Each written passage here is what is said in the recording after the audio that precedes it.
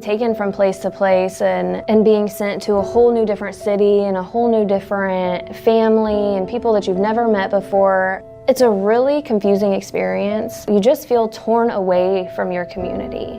It's like, just imagine that you were going to work one day and it's just a normal day and you're on your way to work and everything is as it's supposed to be, and you watered your dog and you drank your coffee and you tell your kids goodbye and you go to work, and then the police show up at your job and they say, okay, we're moving you to a totally different city and you don't know anybody and you can't call your family and you can't call any of your friends and you need to leave your phone here and you can't take any of your stuff with you. We'll figure that out later. And they just pick you up and they transport you to a totally different place and then tell you to just wait in this room for a little while because we're gonna figure things out.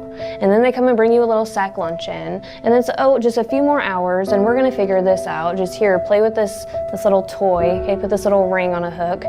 And then they send you to these really well-meaning people but you have no idea who they are, and their house smells different, and maybe they have a dog, and they have hardwood floors, you've only ever had carpet. Like, everything about the experience is alien to you. And all you want is to be able to contact the people that you have a bond with.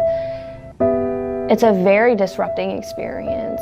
And in a lot of ways, it's a traumatic experience because all of these things are unexpected, and suddenly everything in your world that you felt was safe and secure and concrete Child enters foster care, that child has likely experienced instability, causing a disruption in brain development. Foster care may further add to the damage, especially in children who are moved from family to family.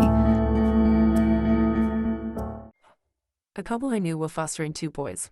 These two boys were living with them for months in a happy, loving home. An accident occurred with the boys' first family, leading them to the boys being removed from the care and being separated.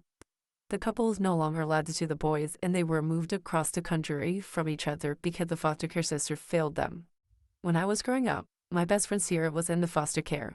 She was being raised by this family until one day, when me and her were at school, she was called down to the office. After being called down and never coming back to class, I was worried what had happened. Later on, I found out that the foster care system decided she wasn't living in a good home because the illness she had since she was born was getting worse. She eventually was given back to the family that raised her, and they finally adopted her. But that was after being away from her family and her friends for a month and having no contact to anyone she ever knew in her life.